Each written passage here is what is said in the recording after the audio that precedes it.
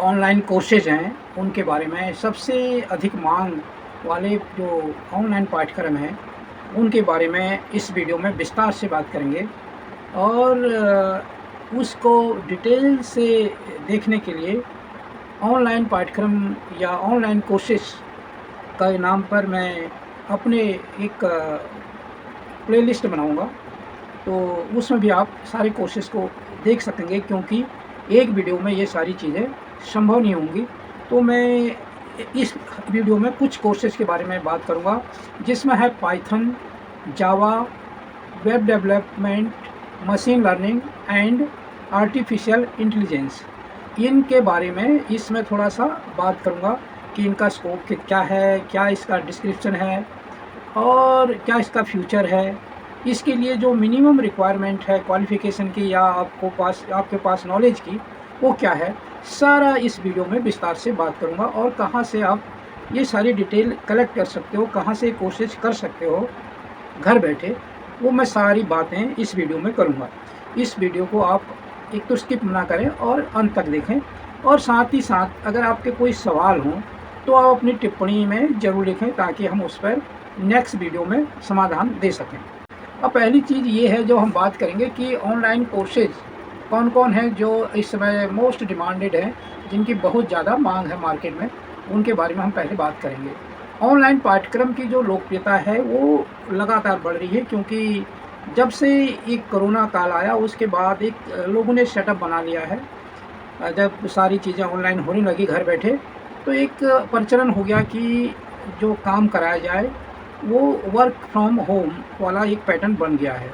तो जो ऐसे कोर्सेज हैं जिससे घर बैठे लोग कर सकते हैं, वो कोर्सेज भी अब जो कंपनियां कराती हैं वो कराने लग गई हैं। और उससे फ़ायदा ये हो रहा है कि उनको भी अपना जो एक इंफ्रास्ट्रक्चर तैयार करना होता है, जो सारी सुविधाएं ऑफिस में करनी होती हैं, एक तो वो उससे बच जाते हैं, और जो लर्नर होता है उसका आना जाना और जो खर्चा बचा है वो कम हो जाता है, और जो सिखाता है, जो ट्रेनर होता है, उसका भी इसमें सारा जो खर्चा होता है कम होता है।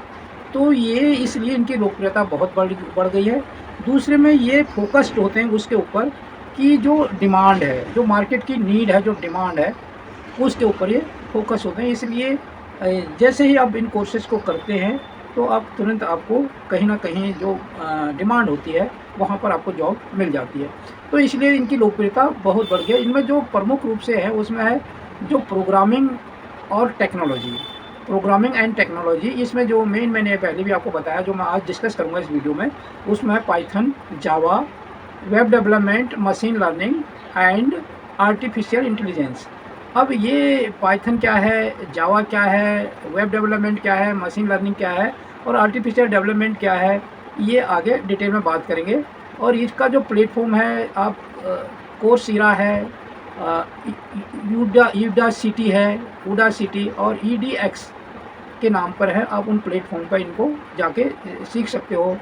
और जैसे कि आप पाइथन फॉर एवरीबॉडी, एक कोर्सेरा का एक प्लेटफॉर्म है, आप कोर्सेरा की साइड में जाओगे तो उसमें आपको पाइथन फॉर एवरीवन या एवरीबॉडी के नाम पर मिलेगा, वहाँ पर आप जाके सीख सकते हो।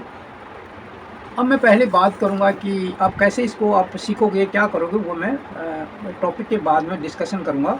पहले मैं इन कोर्सेज़ के बारे में बता दूँगा कि आपको इस कोर्सेज़ में क्या इसका उपयोग है, क्या इसका फील्ड है, क्या इसका फ्यूचर है, और क्या इसके लिए आपको क्या क्वालिफ़िकेशन या क्या नॉलेज होना ज़रूरी है।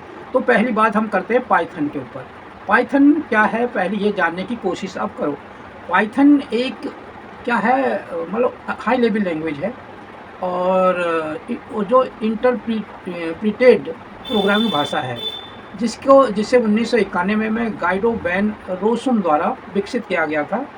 और इसकी सरलता और पठनीयता के कारण यह प्रोग्रामिंग में सीखने के लिए एक लोकप्रिय विकल्प है। अगर आपको कोई प्रोग्रामिंग सीखनी है तो पाइथन सबसे ज़्यादा पॉपुलर है, लोकप्रिय है। अब इसका जो यूज है, अब क्यों सीखना है आपको, आप कुछ चीज़ सीख रहे हैं तो उसका आगे यूज क्या है वो हम इससे बात करेंगे।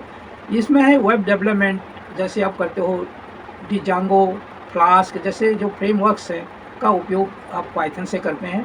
और जो डाटा साइंस है उसमें आप नमपी, पाई, पंडास, मैट प्लॉटलिब और जो SCI पाई जैसे लाइब्रेरी का उपयोग जो डाटा साइंस में होता है, वहाँ पर पाइथन का ही उपयोग किया जाता है। अब मशीन लर्निंग जैसे अभी एक इसका लैंग्वेज भी है, जब मशीन लर्निंग सीखोगे या डाटा जैसे वेब डेवलप भी सीखोगे, उसमें भी पाइथन यूज होगा। अगर आप डाटा साइंस का भी कोई कोर्सेज आगे जाके करते हैं तो वहाँ भी पाइथन का यूज़ होता है। अगर मशीन लर्निंग की जो बात आ रही है, मैंने वो पहले भी डिस्कस किया कि आगे भी मशीन लर्निंग के बारे में डिस्कस करूँगा, तो वहाँ भी आपको पाइथन की ज़रूरत पड़ेगी। जैसे इसमें टेंसोरफ्लो, केरास और SCI किट लर्न जैसे जो मशीन लर्निंग में ज़रूरत होती है, वो आप जावा से ही कर पाओगे। जैसे क्या होता है, स्वचालन और स्क्रिप्टिंग के लिए जो अपने आप चलती है, स्क्रिप्टिंग आपको करनी है, तो उसका जो टास्क ऑटोमेशन के लिए जावा का ही उपयोग होगा। और जैसे कोई गेम डेवलपमेंट करना है तो वो भी पाई गेम का उपयोग करके जावा से ही होता है। और जो डेस्कटॉप एप्लीकेशन है TK इंटर और पाईक्यूटी का उपयोग करके अब जो डेस्कटॉप आपका है उसके एप्लीकेशन में भी इनका यूज जावा का ही यूज, पाइथन का ही यूज़ होता है। जावा का बाद में डिस्कशन करेंगे, ये पाइथन के बारे में डिस्कस कर रहे हैं। तो ये पाइथन का ही जब आपको नॉलेज होगी तभी आप ये सारी चीज़ें कर सकते हो। अगर आपको वेब डेवलपमेंट करना है तब भी पाइथन की आपको ज़रूरत पड़ेगी, डाटा साइंस में पाइथन की ज़रूरत पड़ेगी, मशीन लर्निंग में पाइथन की ज़रूरत पड़ेगी, और जो वो हैं स्वचालन और स्क्रिप्टिंग आप करते हो उसके लिए भी आपको पाइथन की ज़रूरत पड़ेगी। और जब आप गेम्स डेवलप करते हो तो वहाँ भी पाइथन का प्रयोग होता है, और डेस्कटॉप एप्लीकेशन में भी कुछ में पाइथन की ज़रूरत पड़ती है। अब इसका एरिया क्या है, इसका क्षेत्र क्या है, कहाँ कहाँ इसका उपयोग होता है। तो पाइथन की जो पॉपुलरिटी है, जो लोकप्रियता है, वो बहुत तेज़ी से बढ़ रही है। ये मैंने आपको बताया पहले कि किस किस जगह आपको इसकी ज़रूरत पड़ती है पाइथन की। तो इसका जो यूज होता है, जैसे एजुकेशन में बहुत इसका यूज है, क्योंकि अब एजुकेशन में जो आपको ये सारी ट्रेनिंग दिलाएंगे तो उसके लिए आपको पाइथन पहले सिखाएंगे, तो वहाँ पर पाइथन की बहुत ज़्यादा ज़रूरत है। और फिर एजुकेशन में जो एप्लीकेशन यूज होता है लर्निंग से रिलेटेड, उसमें भी पाइथन का यूज होगा। और जो इंडस्ट्री है वहाँ भी पाइथन का यूज हो रहा है। और जो अन्य वो हैं कॉमर्शियल एरिया है, वहाँ भी इसकी जो यूज है वो काफ़ी बढ़ रहा है। जो इसका जो अभी जो डाटा साइंस में बताया था, जो व्यापक है, जो ज़्यादा जो यूज है इसका, ह्यूज मतलब मात्रा में, वो लाइब्रेरी में और जो कम्युनिटी के कारण होता है। और जो डेवलपर्स हैं इसे विभिन्न परियोजनाओं के लिए पसंद करते हैं। जैसे मैंने आपको वेब डेवलपमेंट में भी बताया था इसका यूज होगा, ऐसे ये कई जगह यूज होता है। और इसका जो फ्यूचर है, क्योंकि ये हर जगह इसका यूज हो रहा है, तो इसका फ्यूचर जो उज्जवल है। और जो पाइथन का बताया कि कहाँ कहाँ यूज होता है, तो जब इसका यूज है तो फ्यूचर भी, जैसे डेटा साइंस में भी इसका काफ़ी यूज है। तो डेटा साइंस की जब रिक्वायरमेंट बढ़ रही है, उसकी डिमांड बढ़ रही है, तो फिर पाइथन का भी स्कोप बढ़ जाता है। आर्टिफिशियल इंटेलिजेंस आज की डेट में बहुत इंपॉर्टेंट हो गया है, तो उसके लिए भी पाइथन का नॉलेज होना ज़रूरी है। तो उससे भी पाइथन का भविष्य ज़्यादा सुनहरा नज़र आता है। मशीन लर्निंग में भी पाइथन का उपयोग होता है, तो वहाँ इसलिए मशीन लर्निंग का जो महत्व बढ़ रहा है, तो पाइथन की रिक्वायरमेंट भी बढ़ रही है, इसलिए पाइथन का भविष्य भी ज़्यादा सुनहरा नज़र आता है। तो इसीलिए इन जैसे जैसे इन जो नई नई टेक्नोलॉजी आ रही है, तो वो पाइथन का उपयोग उनमें हो रहा है, तो पाइथन का भविष्य उतना ही उसकी डिमांड बढ़ती जा रही है पाइथन की। इसके अलावा जो आसान सिंटैक्स और सक्रिय जो कम्युनिटी हैं, उनके जो तकनीक है, उनकी जो टेक्निक है उनमें, और उनके ये अनुकूल होने के कारण इसकी डिमांड काफ़ी है। तो इसलिए फ्यूचर भी इसका काफ़ी अच्छा है। तो अगर आप इसमें पाइथन में सीख लेते हैं तो आपके लिए काफ़ी जो ओपन फील्ड है आपके लिए, और काफ़ी स्कोप आपको मिल जाता है। अब ये है कि जब आप पाइथन आप सीखे कहाँ से, सीखने से पहले आपके पास रिक्वायरमेंट क्या है, आपको एक बेसिक कंप्यूटर का आपको ज्ञान होना चाहिए। पहली चीज़ तो ये है, क्योंकि आप अगर शॉर्ट टाइम और ऑनलाइन कोर्स कर रहे हैं तो आपको कुछ बेसिक नॉलेज होनी चाहिए। अगर आप करते हैं लॉन्ग टाइम, जैसे पाइथन में आप सीख रहे हैं, जावा सीख रहे हैं, वो सीख रहे हैं, जैसे आपने डिप्लोमा किया, डिग्री की, उसमें बड़े साल या 2 साल के कोर्सेज कर रहे हैं, तो उसमें जावा पाइथन कई लैंग्वेज सीखेंगे तो बेसिक भी आ जाएगा, और कंप्यूटर बेसिक भी सीख लोगे। परंतु अगर अभी शॉर्ट टर्म कोर्सेज ऑनलाइन कर रहे हैं और केवल पाइथन पर फोकस पे कर रहे हैं, तो आपको पहले से ही कंप्यूटर की बेसिक नॉलेज, ऑपरेटिंग सिस्टम का आपको ज्ञान होना चाहिए, जनरल नॉलेज होनी चाहिए। ये नहीं कि आपको बहुत वास्ट नॉलेज हो, आपको बेसिक आनी चाहिए। और जैसे आपको फाइल कैसे बनानी है, सॉफ्टवेयर को कैसे स्टेबलाइज करना है और इंटरनेट को कैसे यूज करना है, ये सारी चीज़ें, बेसिक चीज़ें आनी चाहिए। और लॉजिक और समस्या का समाधान कौशल, जैसे थोड़ा आपको जो किसी चीज़ का जो मतलब जो मैथमेटिकल नॉलेज भी होनी चाहिए। जैसे कोई प्रॉब्लम आती है, उसको कैसे समझना है, उसका समाधान कैसे खोजना है, ये भी आपको आना चाहिए। और जो बेसिक मैथमेटिक है या फिर जो जिसमें वो हैं डेप आपको तर्क देना है, तो वो भी आपकी समझ होनी चाहिए उस बारे में। और जो अगर आप पहले से ही किसी प्रोग्रामिंग लैंग्वेज, खासकर जो मैंने ऊपर बात की आपको लॉजिक, इनका समाधान, तो अगर आपको सी कंप्यूटर में जो सी लैंग्वेज है, अगर इसका ज्ञान है तो वो आपको काफ़ी इसमें हेल्प करेगा पाइथन सीखने में।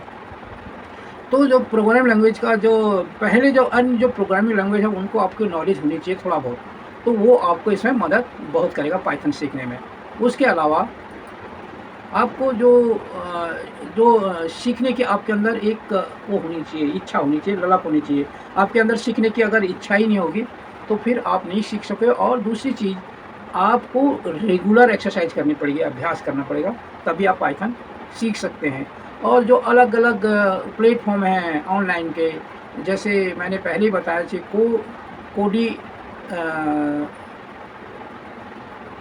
कोडिकादेमी है एक, जो